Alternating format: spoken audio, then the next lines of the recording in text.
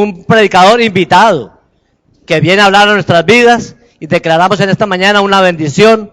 Está con nosotros el hermano y juez Jorge Lucas Escribano, un predicador muy usado por el Señor en el púlpito, muy ungido, y espero, hermanos, que su corazón esté abierto a recibir la palabra. Es un privilegio, yo me siento privilegiado de escuchar hoy esta predicación que me va a escuchar. Le doy gracias al Señor por poder estar aquí para escuchar ese mensaje. Y le ruego por favor que pongan la mejor atención. El hermano Jorge Lucas Escribano se congrega en la Iglesia Bautista de Carolina, pero ministra donde el Señor lo llama. Y hoy está aquí presente donde el Señor le ha pedido predicar el Evangelio, y dirige el programa de radio Por la Palabra todos los martes a las 6 de la tarde en la emisora WBMJ 1190. Este es un siervo de Dios. Vamos a recibirlo con un aplauso a nuestro hermano Jorge Lucas Escribano. Él es un representante del Evangelio en las cortes, en los tribunales, defendiendo los valores cristianos de una forma valiente y ejemplar. Y tenemos que cubrirlo en oración, porque son las personas que Dios ha puesto para defender nuestros valores cristianos. Levanta tu mano hacia este siervo, vamos a orar por él en esta mañana. Señor, te damos gracias por nuestro hermano Jorge Lucas Escribano, aquí presente, respondiendo al llamado que tú lo has hecho, de ir y predicar el Evangelio en todas las naciones. Te pedimos que su palabra venga con el poder del Espíritu Santo para edificar, para sanar, para corregir y para dirigirnos cada día más cerca a Cristo. Le bendecimos en el nombre del Padre, del Hijo y del Espíritu Santo. Amén. Gracias, pastor.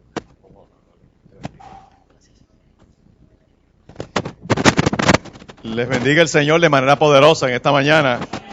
Es una bendición y un privilegio estar en este lugar para compartir la palabra. Y gracias, pastor, por esta invitación de estar aquí.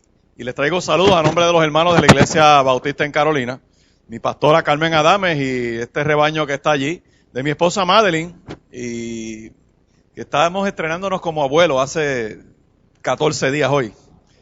Y estamos en ese ministerio de bregar con el nieto, que de hecho está en casa en este fin de semana, así que tan pronto salga de aquí voy para allá a janguear con él. También les traigo saludos a nombre de los hermanos de la emisora WBMJ, WBMJ, al 1190 AM. Pero más importante que eso, te saludo en el nombre de Jesucristo, el testigo fiel. Yo quisiera que fuéramos al Evangelio según San Mateo. Vamos al capítulo 3, vamos a mirar esta palabra de Dios, Mateo capítulo 3, para mirar lo que nos dice este capítulo en el día de hoy.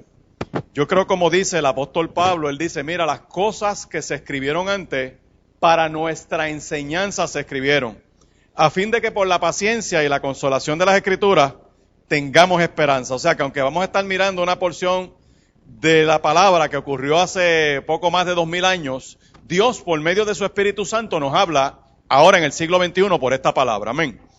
Mateo capítulo 3 dice de la siguiente manera, escúchelo bien. En aquellos días vino Juan el Bautista predicando en el desierto de Judea diciendo, arrepentíos porque el reino de los cielos se ha acercado. Pues este es aquel de quien habló el profeta Isaías cuando dijo, voz del que clama en el desierto, preparad el camino del Señor, enderezad sus sendas.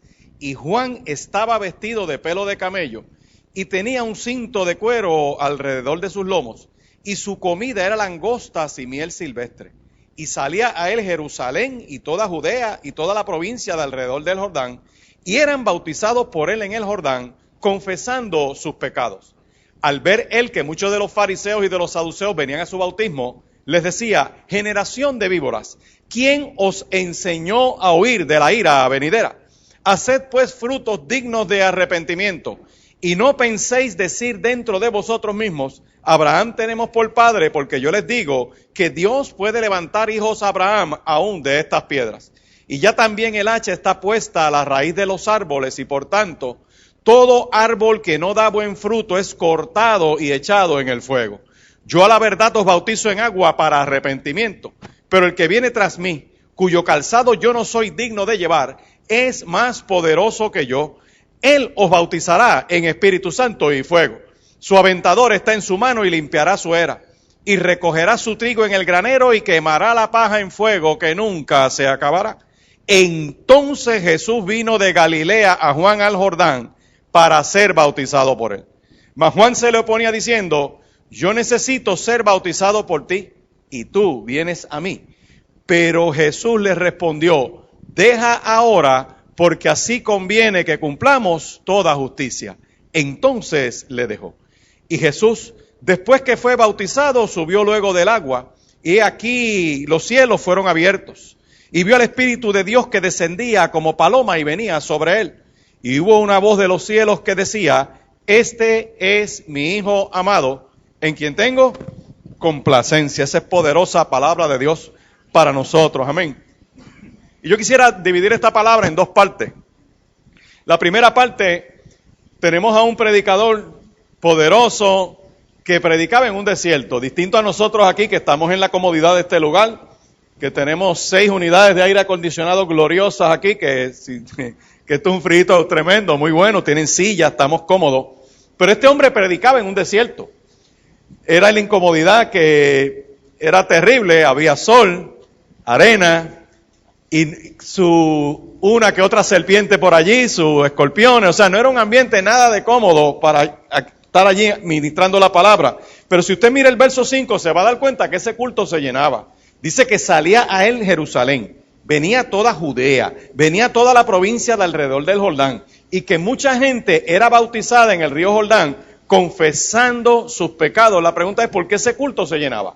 Porque en un lugar como este tan inhóspito venía gente de todos estos lugares a ese culto. Y cuando yo miro esta palabra me doy cuenta que es que el sermón de este hombre era un sermón de rajatabla. Este era un predicador, como yo diría, que se afeita los callos a tiro. O sea, el tipo no cree en la piedra pome esa para raparse los callos. Este era un rajatabla, porque él les metió un sermón donde él decía: mira, o se meten con Dios o se los lleva el diablo. Eso es lo que dice ese sermón ahí. Dice: arrepentíos, porque el reino de los cielos se ha acercado. Lo que le está diciendo a la gente era: mira, si ustedes se creen que como ustedes están, van para el cielo, se equivocan. Tiene que haber un cambio de vida, tiene que haber un estilo de vida que demuestre que nosotros le servimos a Dios. Y una de las cosas que yo miro en esta palabra es que Dios siempre pide cuenta. Cuando usted se va desde el saque del libro, desde Génesis, cuando Adán y Eva retan a Dios, Dios sale por el huerto y le dice: ¿dónde estás tú? Cuando Caín mata a su hermano Abel, Dios sale por el huerto y le dice: ¿y dónde está tu hermano Abel? O sea, Dios siempre pide cuentas. Y cuando yo miro esta palabra, Juan ve a esta gente que llegaba al culto, se llenaba, y él decía: pero estén claros, porque ustedes lo que han escuchado aquí como sermón es: arrepentíos, porque el reino de los cielos se ha acercado. Y para el judío eso era música a los oídos. ¿Por qué razón? Porque ustedes recordarán desde la historia de Israel, que Israel estaba bajo el dominio del pueblo romano. Israel no podía tener la gloria que tuvo bajo David, bajo Salomón, que tenían su propio ejército, las fiestas grandes en el templo, los sacrificios. O sea, había todo un evento que era una nación bien poderosa, con mucha gloria, y ellos soñaban con eso. Así que cuando tú le decías a los judíos: mira, el reino de los cielos se acerca, ellos lo que esperaban era que viniera un libertador, que viniera un caudillo, que viniera, qué sé yo, un Zorro, un Superman, un Rambo, alguien a libertarlos del dominio que tenían a manos de los romanos. Por eso es que el culto se llenaba. Ellos llegaban a decir: bueno, ¿dónde es que está esto? Ahora bien, cuando se llenaba el culto, Juan le dice: examina tu conducta. Dime cómo tú estás viviendo, no te equivoques, no creas que esto es un juego de tocopalo cristiano, que por tú darle un caretazo o venir a la iglesia estás bien. No vayas a creer que por tener una experiencia un domingo en la mañana, que a veces la gente pasa llorando al frente, se desahoga y sale por esa puerta a vivir lo mismo, Dios va a dejar eso así. No, Dios demanda un estilo de vida donde Él sea honrado y glorificado. Por eso es que Él dice: arrepentíos. Ahora la pregunta es: ¿qué es arrepentimiento? ¿Qué significa arrepentimiento? Yo quisiera que buscáramos en el libro de Mateo mismo. Vamos al capítulo 21. Vamos a ver si lo encuentro por aquí. Mateo, en el mismo libro de Mateo, capítulo 21.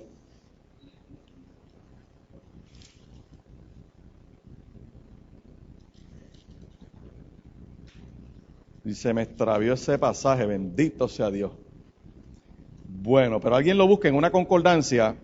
Es el pasaje donde Jesús dice: mira, había un hombre que tenía 2 hijos, Pellín y Pillín. Y el padre se le acerca a uno y le dice: yo necesito que tú vayas a mi viña. Y el chamaquito le dice: no. Y dice el texto, y después, arrepentido, fue. Va al otro hijo y le dice, vete a mi viña para que trabajes. Y este yo creo que era boricua porque le dice, sí voy. Y no fue. Entonces Jesús le pregunta a la gente, de los dos, ¿cuál hizo lo correcto? Y le dicen, el primero, porque le dijo al papá, yo no quiero, y después, 28. ¿Mateo qué? ¿Del 21 a 28? 28, 21. Mateo 21, verso 28 en adelante. Eso es del Espíritu. Ahí lo tienen, para que tengan la cita, ¿verdad? ¿Qué os parece? Un hombre tenía 2 hijos. Y acercándose al primero le dijo, hijo, ve hoy a trabajar a mi viña. Y respondiendo que le dijo, no quiero. Pero después arrepentido fue. Y acercándose al otro le dijo de la misma manera. Y él respondió, dijo, sí, Señor, voy. Y no fue. ¿Cuál de los dos hizo la voluntad de su padre? Ellos dijeron, el primero. Esto es un ejemplo de arrepentimiento. En el arrepentimiento, yo me siento mal porque lo hice mal. Pero además de sentirme mal porque lo hice mal, mi conducta cambia. O sea, yo empiezo a hacer las cosas bien. Eso es arrepentimiento. O sea, yo puedo meter la pata, me puedo equivocar, puedo pedir perdón, pero tiene que haber un cambio en mi conducta. Eso es lo que se llama arrepentimiento. Por eso es que Juan en el sermón dice, mira, no es cuestión de pedir perdón, no es cuestión de pasar llorando al frente, no es cuestión de tener una experiencia religiosa y seguir con el mismo fronte de siempre. Tiene que haber un cambio. O sea, tiene que haber un estilo de vida donde yo mejoro. Yo vengo a la iglesia, yo vengo a adorar a Dios, pero vengo a recibir palabra para que cuando la palabra choque conmigo, yo cambie. O sea, tiene que haber un impacto en mi vida. Entonces, por eso es que él le dice a estos tipos que vienen, vamos otra vez a Mateo capítulo 3, él le dice a esta gente que le dice, ustedes son religiosos, ustedes conocen todas las tradiciones y todas las cuestiones religiosas, pero si tu conducta no demuestra que tú honras a Dios, tú estás equivocado. Tú no vas a entrar al cielo así. Amén. Por eso es que le mete ese sermón, pero que de a fuego. Entonces, fíjense cómo dice este capítulo 3. Dice, arrepentíos. Hay otra parte que yo quiero tocarle en el arrepentimiento. Está en Primera de Corintios. Primera de Corintios, capítulo 7 por ahí. Vamos a ver si lo encuentro ahora, porque es que ando con la Biblia de mi esposa y no es lo mismo. Definitivamente no es lo mismo. Wow. Vamos a ver. Segunda de Corintios, ahora sí. Segunda de Corintios 7. Segunda de Corintios 7, verso 8. Dice así, el apóstol Pablo le escribe a la iglesia de Corinto una carta y él dice, miren, porque aunque los puse triste con la carta, no me pesa. Aunque entonces lo lamenté, porque veo que aquella carta, aunque por algún tiempo los puso triste, ahora me gozo, no porque hayáis sido contristados, sino porque fueron contristados para arrepentimiento. Porque habéis sido contristados según Dios, para que ninguna pérdida padecieseis por nuestra parte. Porque la tristeza que es según Dios produce arrepentimiento para salvación, de que no hay de qué arrepentirse. Pero la tristeza del mundo produce muerte. Esta palabra dice, mira, cuando a ti te prediquen y te metan una palabra y te confronten con la Biblia y tú te sientas mal, gózate, porque aunque te sientas mal por un rato, el sentirme mal lo que produce en mí es que Dios quiere que yo cambie. Y si yo cambio, yo tengo bendición. Ahora, si yo me siento mal y sigo igual, eso se llama remordimiento. Hay gente que toda la vida vive en remordimiento. Yo me acuerdo que lo hice mal. Y yo lo hice mal, pero me quedo en ese lapachero, no produzco ahí, me quedo atacado, me quedo estancado, me quedo lamentándome de que lo hice mal.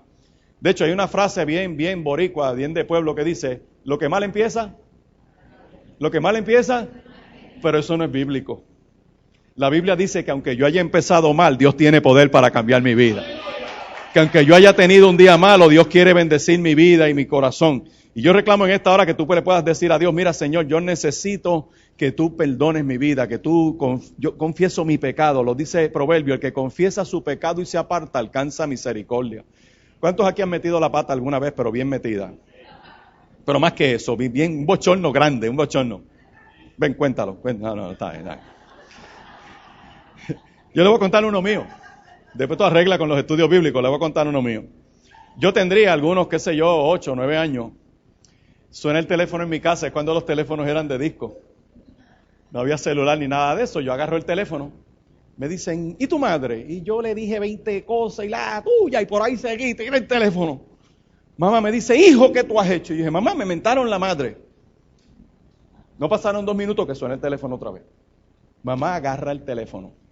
Ay, usted perdone, porque es que usted sabe cómo son los niños. Y por ahí ya siguió dando 20 excusas y me miró que yo sabía que cuando ya terminara la llamada me iba a dar y me dio.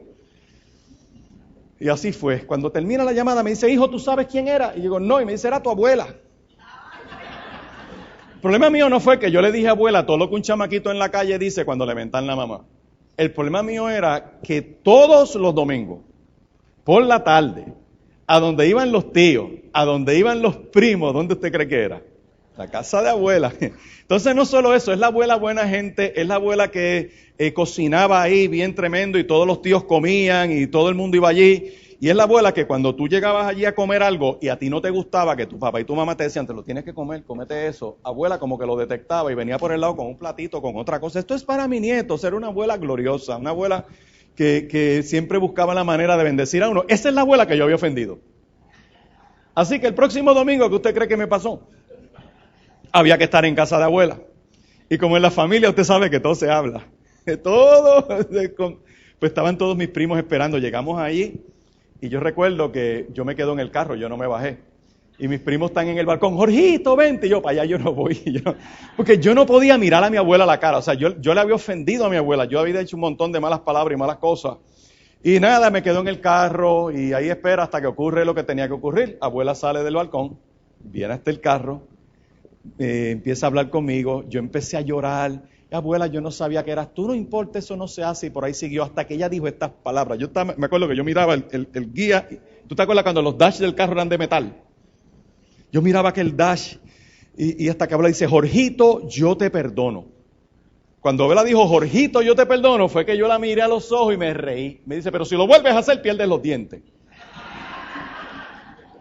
Ahora viene lo mejor, me pude bajar del carro. Pude ir con Abuela. Entré por el balcón y estaban mis primos. Pasé por el lado de mis primos y lo más glorioso es que pude otra vez entrar adentro y sentarme a la mesa de mi abuela a comer de lo que abuela hacía.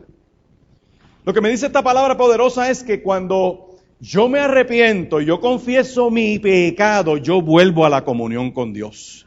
Y este mensaje de este hombre le decía, miren bien la conducta. A mí me preocupa Puerto Rico en este tiempo. La conducta de esta isla deja mucho que desear y lo digo con mucho respeto. La gente cree que esto es una isla evangelizada. La gente cree que porque hay muchos templos hoy, que hay gente congregándose, todo está bien. No, miren, no todo está bien. La cultura nuestra está enferma. La cultura nuestra está bajo una atadura diabólica. Yo lo digo abiertamente, lea la prensa. Mire lo que está ocurriendo. Después tú arreglas con el estudio bíblico, pero tengo que decir que esto es un pueblo pillo. Esto es un pueblo pillo. Nosotros miramos corrupción y creemos que eso es los políticos nada más. No, mire la gente. La gente que trastea el agua y se la roban. Tienen un pillo de agua y se roban el agua. Los que han traqueteado a un contador, que se roban la luz. No hacen nada más que comprar una propiedad que la escritura te dice que tú tienes 400 metros y tan pronto te mudas, tú mueves la verja 100 metros más para allá. Porque como eso es del gobierno, pues tú te lo llevas enredado y le metes el gazebo y le metes el barbecue, te estás robando 100 metros de terreno. Eso es robar. La gente que ve un huracán y se alegra, ¿y qué pasa? Bueno, porque saben que van a ir a FEMA a meter 4 embustes para pedir cosas a las cuales no tienen derecho. Y si yo sigo mirando la conducta, yo digo, las garatas de familia que se forman por una herencia. Las peleas más grandes de familia son por una herencia, porque siempre en la familia hay un esmayado, siempre hay un lambío, siempre hay un pillo que le quiere quitar a sus hermanos lo que le toca. Yo sigo mirando esta palabra poderosa. Mire la niñez, tenemos la niñez bajo fuego. Yo quiero que usted sepa que en Puerto Rico de cada 10 casos de abuso, 9 son a manos que gente que conoce a los niños, que tienen acceso a ellos, que son familia de estos niños. Que tenemos una epidemia de incesto, de abuso, de inmundicia, de internet, de reclutamiento para llevárselos enredados. Y peor que eso, una población de padres que viene subiendo que no valoran la herencia que Jehová les puso en las manos. Mire, yo no sé qué está pasando, que quieren salir de los hijos antes de tiempo. Y la Biblia me dice, herencia de Jehová son los niños. cosa de estima el fruto del vientre, que hay que pagar el precio por estar ahí para alimentarlos, para educarlos, para verlos que crecen y se desarrollan. Pero como la familia no está cumpliendo su deber, quieren que el gobierno haga su parte. Y yo les digo esto, el gobierno tendrá un departamento de familia, pero el gobierno no tiene corazón, porque el gobierno no puede amar. O sea, si una familia no ama al niño, ¿usted cree que el gobierno lo va a amar? Entonces, como la familia no lo hace y el gobierno tampoco, ahora la tendencia nueva que hay en el dominio público es bajar las edades en la capacidad de obrar de los menores para hacerlo adultos antes de tiempo. Y en Puerto Rico la mayoría de edad es 21 años. Y el Código Civil dice que tú puedes emanciparlo, o sea, darle las capacidades de adulto desde los 18, usando unas herramientas legales que hay para hacerlos adultos desde los 18. Y esa epidemia yo la veo, vienen, mire pastor, yo tengo esta duda, llegan a las universidades y los quieren emancipar. Y yo le digo, ¿y por qué lo quieres emancipar? Y me dicen, bueno, para salir del problema. Y yo digo, esto es espectacular. ¿Tú crees que con una escritura de emancipación tu hijo va a tener empleo? ¿Tú crees que con una escritura de emancipación tú resuelves tu problema? Tú no resuelves ningún problema, es que tú tienes un deber. ¿Sabes? Un deber de llevarlos hasta el propósito para el cual Dios nos los dio. Entonces, pues ahora hay una tendencia de presentar un código donde se baja la edad a 18 años y la emancipación a los 16. Entonces usted está viendo, mírelo, le asignan a los niños conductas de adultos antes de tiempo. Y yo les tengo que repasar la historia. Un adolescente es un niño en transición. Hay adolescentes que se ven más grandes que las mamás, hay adolescentes que tienen más cuerpo de la abuela, pero están su mente todavía en transición. Y aprovecho para lanzar el teorema del pastor Escribano. El teorema del pastor Escribano dice que de cada 10 mujeres asesinadas, 7 son con este perfil, escúchelo bien. O están acortejadas, escuche bien, o están acortejadas. Le da la noticia a su compañero, dice ahí, su compañero consensual, no es un matrimonio. Y lo otro, que la relación empezó como depredación. Se registra como violencia doméstica, pero si usted analiza bien la historia, se va a dar cuenta que empezó como depredación. Y de ahora en adelante, cuando lean la prensa, apliquen este teorema. Ponen el día de la muerte. La mataron hoy. Y ponen, pues, hacen una tablita, como en los juegos de dominó. Él y ella, la fecha de hoy. ¿Qué edad tiene él y qué edad tiene ella el día que la matan? Después de eso, tú le vas a restar la edad que tienen los hijos. Y le restas el día de la muerte, tiene tanta edad, le restas la edad de los hijos y parió. ¿Qué día parió? ¿Qué edad tenía ella el día que parió y qué edad tenía él el día que parió? Ejemplo, para ilustrarlo con un ejemplo. Antes del Día de los Padres, por allá por Mayagüez, un tipo de 28 años llega a la casa de los suegros, y le entra a tiro a su mujer. Tiene 20 años ella. Tuvo 5 días mal y murió a los 5 días en el centro médico. Cuando yo me pongo a escudriñar esta noticia, apliqué el teorema. Puse 28 él, 20 ella. Sigo leyendo, tienen 3 hijos, uno de 5 años, uno de 3 años y una bebé de 9 meses. Apliqué el teorema. Ella parió, si tiene 20 y tiene un nene de 5, ¿parió a qué edad? A los 15. Si él tiene 28 y ella 20, el día que le entra a tiro, ¿cuántos años él le lleva? 8. Si el día que ella parió un hijo a él tenía 15 años, ¿qué edad tenía él? 23. Pero sorpréndase, la noticia dice que llevaban 8 años de relación. Así que si a 20 yo le resto 8, ya tenía 12. Si él le lleva 8, significa que cuando ya tenía 12 años, él tenía 20. Eso es un guaraguao con un pollito, para que se vea claro. Eso es depredación. ¿Dónde están los padres que permiten que una nena de 12 años vaya a las manos de un tipo de 20? Entonces, por eso es que Juan dice, mira, no se equivoquen, no se crean que porque estamos aleluyando y que el evangelio se predica por la isla, las cosas están bien. La conducta del pueblo tiene que honrar a Dios. Cuando el evangelio choca con la cultura tiene que cambiar, tiene que haber transformación. Amén. Entonces Juan les dice, por eso es que él le dice aquí, y avanzo en Mateo 3, ¿verdad? Porque yo creo que están dormidos. ¿Están aquí? Mira cómo él dice, cuando seguimos leyendo, en el verso 8 él dice, hagan frutos dignos de arrepentimiento. Y no, verso 9, y no piensen decir dentro de ustedes mismos, o sea, no piensen que porque ustedes son de tradición religiosa, las cosas están bien, porque Dios puede levantar hijos de Abraham. Dios puede convertir al más duro de corazón. Es lo que significa las piedras que Dios puede convertir, levantar hijos. Dios agarra al tipo más rudo, al criminal más espectacular, y su poder cae encima de ese tipo y lo transforma. Así que tú que vienes con una tradición religiosa, no te creas que eres el único que vas para el cielo, porque Dios puede salvar a cualquiera que lo acepte y lo reciba como Salvador. Pero ¿qué pasa? que como esto estaba encendido y estaban bautizando gente, dice el verso 7, que había un corillo religioso de fariseos y de saduceos. Que cuando dijeron, allí están bautizando gente en el Jordán, esos tipos salen corriendo para allá y Juan ve que llegan al culto. Y cuando Juan ve que llegan al culto los fariseos y los fariseos eran los apartados eran unos religiosos de una tradición que fronteaban una perfección. Son los que no cometen errores, no pecan, no sudan ni apestan. Son gente que están tan exclusivos, tan pegados de Dios, que no se creen hijos de Dios, sino que se creen que tienen acceso a Dios. Los fariseos son los legalistas de este tiempo. Los que jugar pelota es pecado, pero pueden darle un insulto a su mujer. El fariseo es el que lleva un fronte religioso donde la religión es importante, pero evade las contribuciones. El fariseo es la persona que le gusta manipular tu vida, tenerte atado, juega con la religión para tenerte a ti en una atadura y te pone a depender de él y no a depender de Dios. Esos son los fariseos. Y encima de eso llegan los saduceos. Los saduceos no creen en el poder de Dios. Son los historicistas críticos de este tiempo, donde Dios no hay poder, donde Dios no sana, donde Dios no liberta. Y tienen esa mentalidad. Y cuando Juan los ve llegar al culto, mira cómo les dice, me gusta esta. Porque Juan cuando los ve llegar, dice el verso 7, léalo conmigo. Al ver que muchos de los fariseos y de los saduceos venían a su bautismo, ¿qué les decía? Ustedes son de la generación de las víboras. Ustedes estudiaron en el Snake University. Ustedes son... ¿Y de dónde sale eso? Porque cuando él lo ve le dice, muchachos, ustedes son unas culebras. Eso viene de Génesis 3, de la serpiente. Lo que le está diciendo, el estilo de vida tuyo, brother, es el estilo de vida de Satanás. Es el estilo de vida del maligno. El maligno siempre reta todo lo que Dios ha establecido. Y para dar un pequeño repaso sobre lo que es eso, vaya a Génesis 2 rapidito, Génesis 2. Por eso te dije que después tú arreglas con los estudios bíblicos, amén.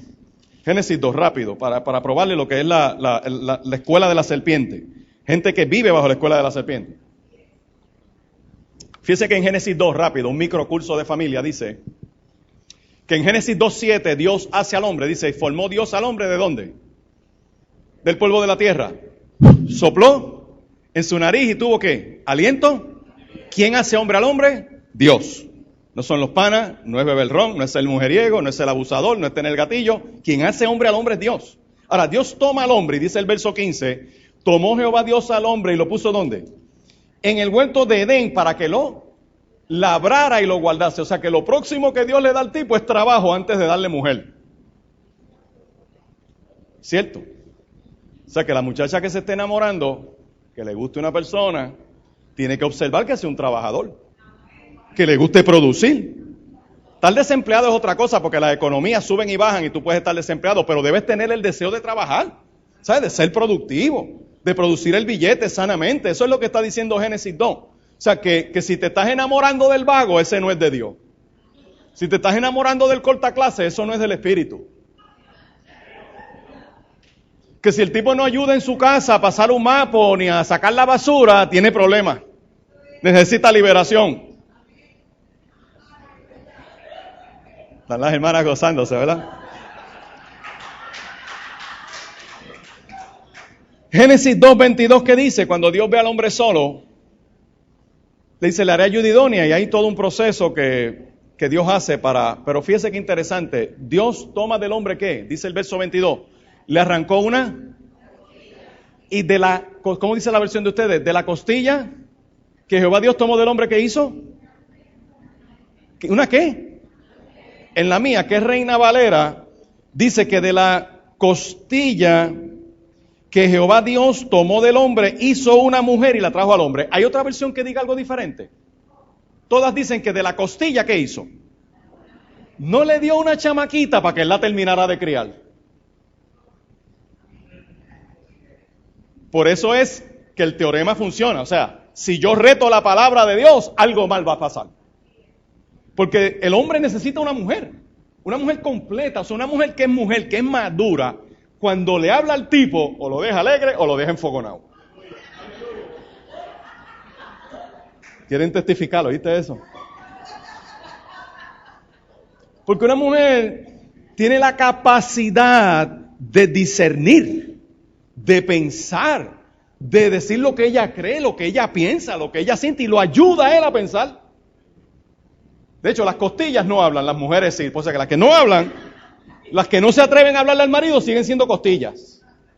Las que están calladas son de la escuela de la serpiente. De la costilla que Jehová Dios tomó del hombre, ¿qué hizo? ¿Qué hizo? No le dio dos porque no lo quiere mujeriego. De la costilla que Jehová Dios tomó del hombre, ¿qué hizo? No le dio otro macho. O sea que la escuela de la serpiente reta todo lo que Dios ha dicho. Le dice al marido, únete a tu esposa. La serpiente le dice en el capítulo 3, porque si usted mira el capítulo 3 de Génesis, la narrativa es que la serpiente reta todo lo que Dios hizo en el capítulo 2, no es el incidente del árbol de la vida, reta la obediencia a Dios.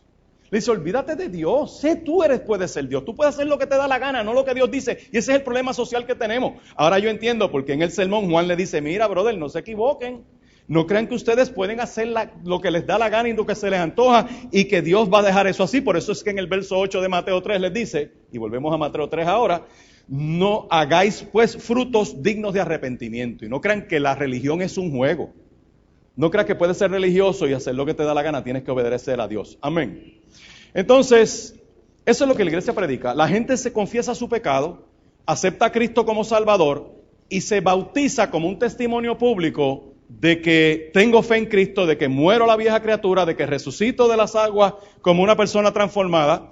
Y tremendo, eso es lo que la iglesia está haciendo. El culto se llenaba, pero miren lo que pasó. Y esta es la palabra para esta iglesia en el día de hoy, pastor, esta segunda parte del mensaje. Fíjate cómo dice el capítulo 3, dice que la iglesia venía predicando esa palabra, o sea, Juan venía predicando, la gente se convertía, eran bautizados, estaba tremendo. Pero en el verso 13 dice que hubo un día de culto donde Juan está haciendo lo que siempre está haciendo, lo está haciendo bien, la cosa está tremenda, pero el verso 13 dice que entonces vino Jesús de Galilea a Juan al Jordán para ser bautizado por él. O sea, llegó un culto donde Cristo se mete.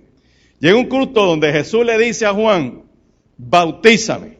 Le dice aquí en el verso 14 por ahí, le dice, verso 13, vino Jesús a Galilea a Juan al Jordán para ser bautizado por él, mas Juan se le oponía diciendo, yo necesito ser bautizado por ti, tú vienes a mí. O sea, Juan está haciendo lo correcto, Juan no está en pecado, Juan está bien, y Juan cuando Cristo le dice, bautízame, Juan dice, yo no puedo. Y cuando uno lee la palabra, tiene que leer los verbos. Dice, por lo menos en esta versión dice, Juan se le oponía, es un verbo continuo. Cristo le decía, bautízame, y Juan decía, no te bautizo. Bautízame, no te bautizo. Hubo una mini discusión. Se le oponía, es que yo me estoy resistiendo a hacer lo que Cristo quiere que se haga. Ahora mire qué cosa interesante, ¿por qué Juan no lo quiere bautizar?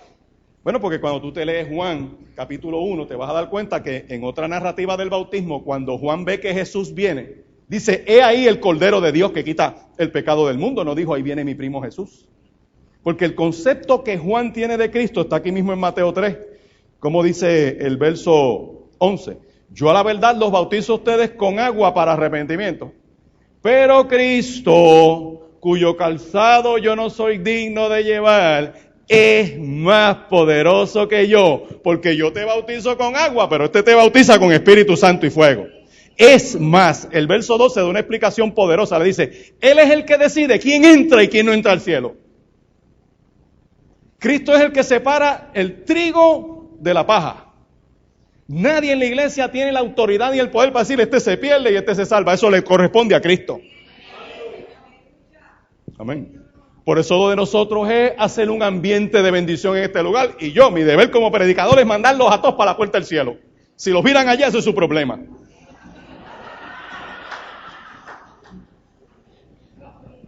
Preocúpate tú, porque no te viren de la puerta del cielo. Amén. Entonces, una cosa que me pone a pensar aquí es que Juan, fíjese qué interesante, Cristo quiere hacer algo. ¿Y qué dice Juan? Yo necesito que tú me bautices. Fíjate qué interesante, la necesidad de Juan, lo que Juan necesita, impide que se haga lo que Jesús quiere que se haga. Y yo tengo que analizar hoy en esta mañana si lo que yo necesito, si mi tradición, si mi dolor, si mi crisis, si mi problema, si mi ceguera, si mi atadura, está impidiendo que se haga lo que Cristo quiere que se haga. Juan no está en pecado. Juan no es un tipo malo. Pero a pesar de que está bien intencionado, de que ama al Señor, está bloqueando lo que Cristo quiere hacer. Hay gente en la iglesia buena, bien intencionada, que ama a Dios, pero están bloqueando lo que Dios quiere hacer.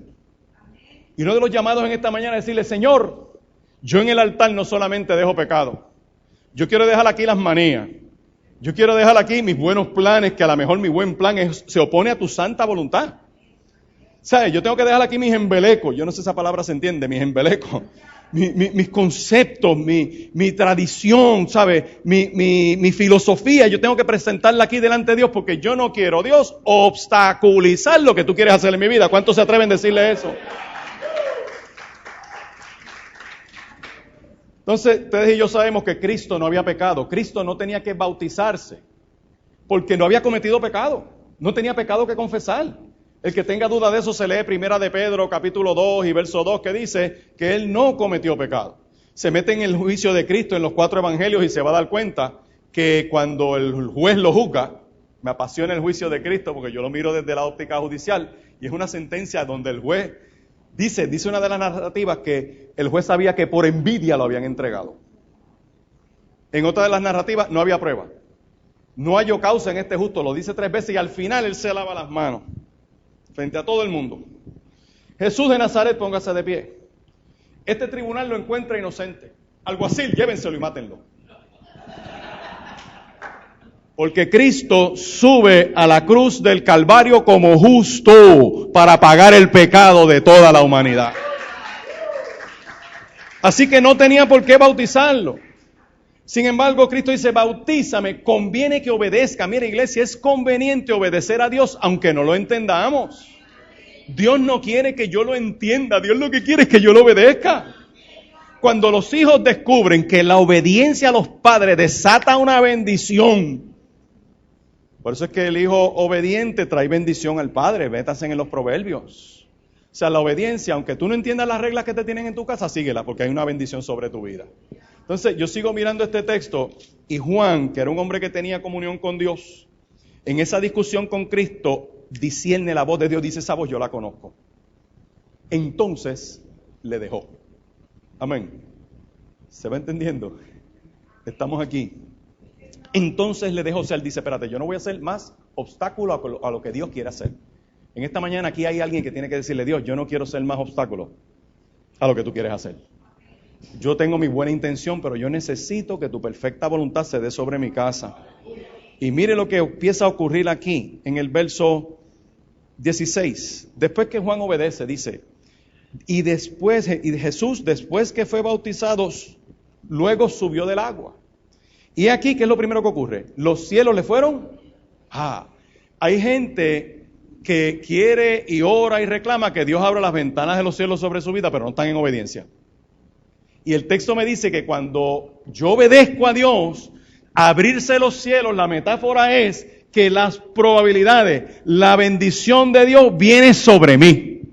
Las oportunidades sobre tu vida, sobre tu casa, sobre tu hogar, sobre tu familia, empiezan a abrirse, porque es que la obediencia desata esa bendición.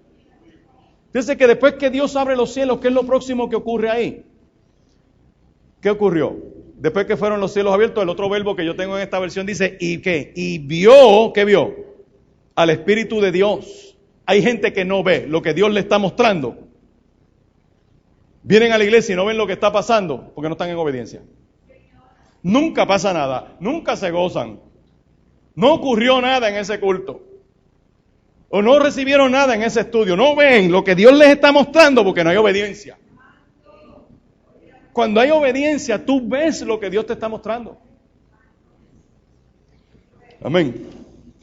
Yo espero que estén aquí. Después de eso, el otro verbo que dice, después que vio, ¿qué es lo otro que dice? Los cielos le fueron abiertos, vio al Espíritu de Dios que, ¿qué hacía? Descendía, dice esta versión. O sea, lo tercero es que hay presencia de Dios. Donde hay obediencia, hay presencia. Fíjense cómo dice el Salmo 133. Que donde el pueblo está unido en armonía, allí envía ¿qué? Jehová, bendición y vida. Y yo lanzo este reto hoy aquí. Yo creo que hay más bendición y vida para esta isla si la iglesia se une. En Puerto Rico la iglesia está dividida. Se les hace difícil compartir unos con otros. Y para meterle mano a este barrio aquí, hay que ir a la Mission Board que está allá abajo. Yo no sé cuántas congregaciones más allá por aquí. Pero hay que buscar la manera de conectarnos con los rebaños de aquí. Porque dice la Biblia que eso trae bendición y vida eterna. Amén.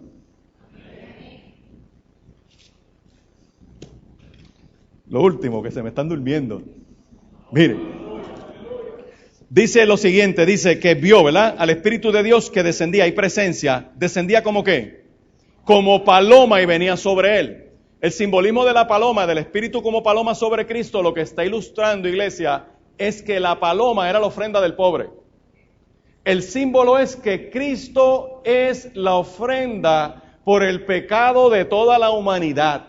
Para ponerlo en un lenguaje del siglo XXI que se entienda, un tipo pelado que no tiene nada, con una miserable propina que le den por ahí, cualquier que le hagan los mendigos, limosna, con eso podía comprar una paloma y presentarla para sacrificio. El símbolo de la paloma es que Cristo es la ofrenda por el pecado de toda la humanidad. Amén. Y lo último que sigue diciendo este texto es que después que viene sobre él, dice el verso 17, que hubo ¿qué? Una voz de los cielos, o sea que la iglesia que obedece tiene voz de Dios. No solamente las posibilidades están ahí, no solamente vamos a empezar a ver lo que Dios nos está mostrando, no solamente va a haber presencia de Dios aquí, sino que no solamente vamos a tener acceso a esa presencia de Dios, sino que hay palabra de Dios en medio de un pueblo. Miren, aquí hay palabra de Dios.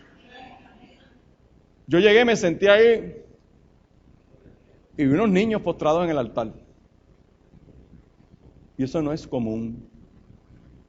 O sea, algo está sucediendo en este lugar. Que la niñez que se está levantando saben que se puede meter con Dios. Hay otros sitios donde yo estoy viendo que eso está empezando a ocurrir. Eso cuando tú y yo empezábamos en esto, eso no era así. Yo veo que entonces significa que hay una palabra que liberta. Que está ocurriendo algo y que trae esperanza.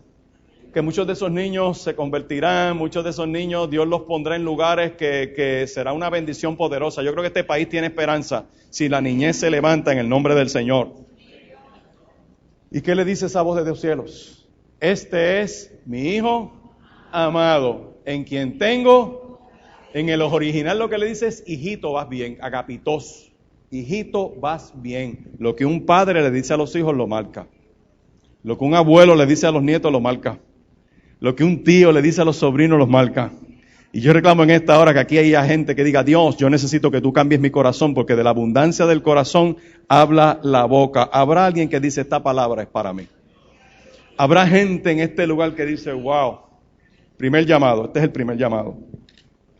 Habrá gente que diga, yo quiero confesarle a Dios mi pecado, mis errores, mis dolores, mi crisis.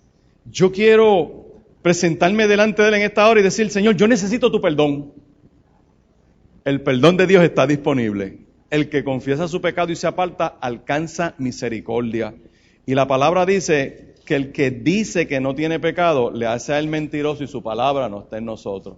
Yo creo que siempre debemos estar en una confesión continua de pecado. En Primera de Juan, capítulo 1, verso 6 dice, si decimos que tenemos comunión con Él y andamos en tinieblas, mentimos y no practicamos la verdad. Pero si andamos en luz, como Él está en luz, tenemos comunión unos con los otros y la sangre de Cristo su Hijo nos limpia de todo pecado. Si decimos que no tenemos pecado, nos engañamos a nosotros mismos y la verdad no está en nosotros. Esto lo escribe un apóstol, ¿sabe? Si confesamos nuestros pecados, Él es fiel y justo para perdonar nuestros pecados y limpiarnos de toda maldad. Si decimos que no hemos pecado, le hacemos a Él mentiroso y su palabra no está en nosotros. Y el capítulo 2 arranca diciendo, hijitos míos, esta palabra va dirigida a la iglesia.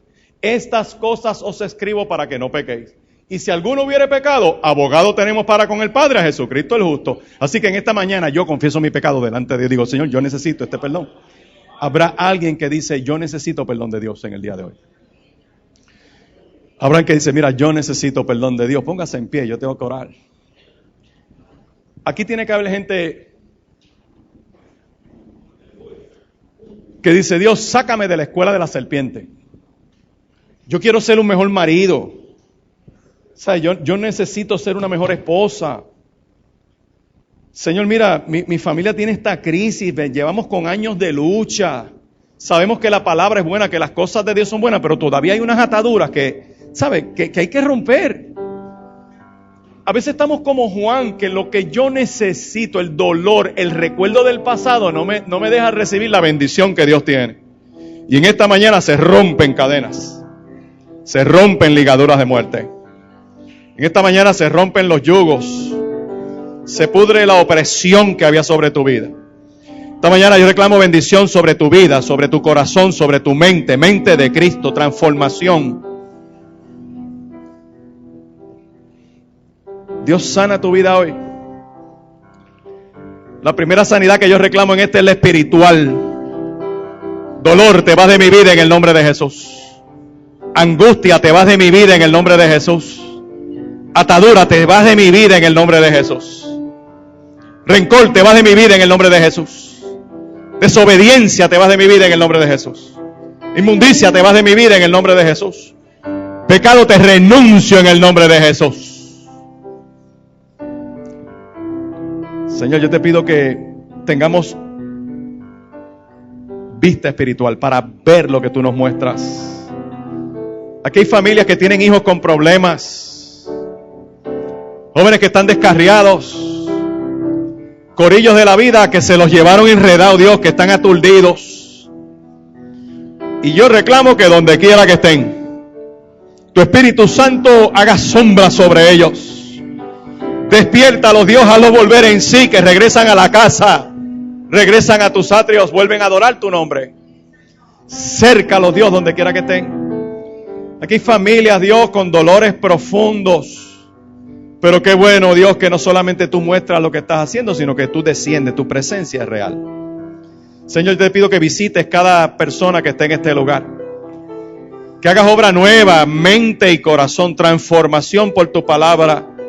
Nos arrepentimos de haber pecado contra ti, nos avergonzamos de haber retado tu palabra, pero qué bueno, Dios, que el que confiesa su pecado y se aparta alcanza misericordia. Señor, en esta hora adoramos y bendecimos tu nombre, glorificamos tu nombre. Gracias, Jehová de los ejércitos, porque aquí hay un pueblo que responde a esta palabra, que se levanta y dice, esto es para mí. Hay otros que vienen al frente y dicen, esto es para mí. Y conforme a tu misericordia y a la necesidad de cada uno de estos que están aquí, yo reclamo, Dios del cielo, que esta palabra entre como espada a lo más profundo y corte aquello, Dios, que está enfermo y lo saque para tu gloria. Señor, yo te doy gracias por la gente que somos perdonada en esta mañana, que hay un bálsamo de perdón en este lugar de liberación.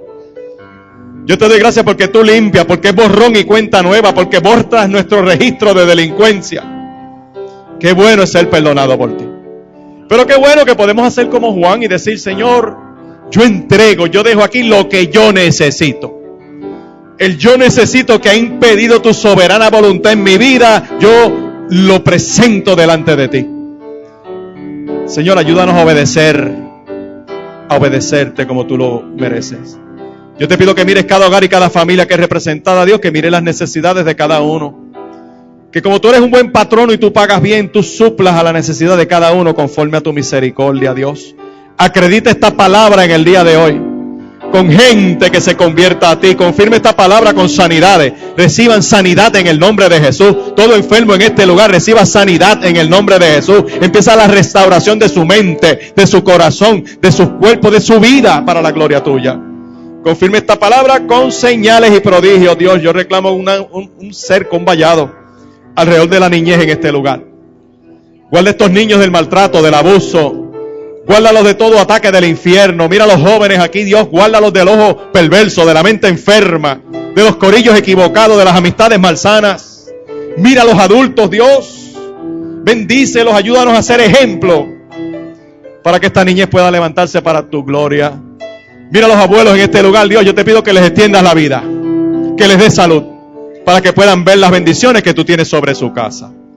Recibe la gloria en esta mañana, Dios, porque todo lo que respira en este lugar alaba y glorifica tu nombre.